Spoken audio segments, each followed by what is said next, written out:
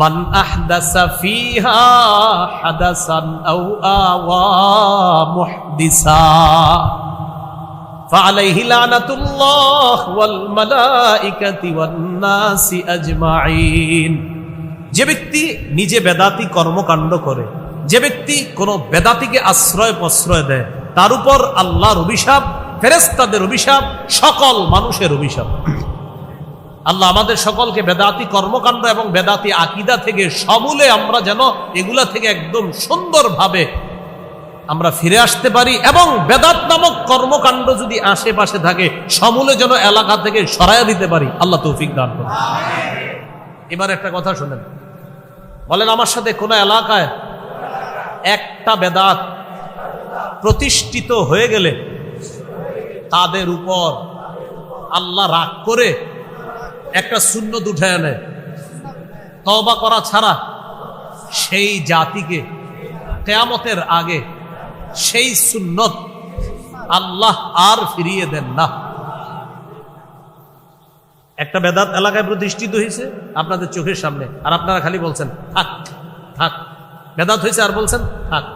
এই থাক থাক করতে করতে প্রথমে সালাফিরা ছিল, একা ছিল, একা থাকার পরে এরপরে তার অনুসারী বাড়ছে। আর এটাই কিন্তু নিয়ম। দেখবেন কিছু মানুষ যখন প্রথম বেদাতের আর সূচনাটা এইভাবে হয়, হঠাৎ দেখবেন এক জায়গায় একজন, তার গায়ে পোশাক আদি ইত্যাদি কম, তো দুই চারজন পাশে বসে থাকে।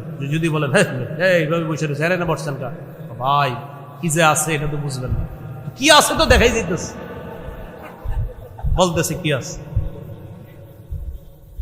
হ্যাঁ ভাই, এই কথাটা মনে রাখেন, এখনো পীরের নাম কিভাবে হয় ল্যাংটা। আমি পীরের বিরোধিতা না, কিন্তু ল্যাংটা পীর এই মানে এই নামটা এটা তো একটা মাথায়ও লাগা, এটা তো শরমেরও ব্যাপার। যে আপনি কি বললেন ছোটবেলা আপনার বাচ্চা ল্যাংটা কারা হয়? বাচ্চারা না। একটা পীরের নাম আপনি দিয়ে দিলেন ল্যাংটা। মানে আচ্ছা, আপনি শরীয়ত ঠিক আছে, শরীয়ত আপনাদের কি বলে সেটা পরে বলি, আপনার আকলরে জিজ্ঞাসা করেন আপনি নামটা দিলেন কিভাবে? কি কয় পীর, কয় কি পীর, কয় ল্যাংটা পীর। এটা তো অসুস্থ মস্তিষ্ক ছাড়া এটা সম্ভব না। এবং একদল মানুষ এটারে আপনার বলতে কি যে আছে জানেন না, তো নামের মধ্যেই তো বোঝা যাইতেছে কি আছে। রাসূলুল্লাহ সাল্লাল্লাহু আলাইহি সাল্লাম বলেন, এলাকায় একটা বেদাত প্রতিষ্ঠিত হয়ে গেলে ওই এলাকা থেকে একটা সুন্নত আল্লাহ উঠায় নেয়, এই জাতির উপরে আল্লাহ রাগ করে তাদেরকে সেই সুন্নত ফিরায় দেয় না।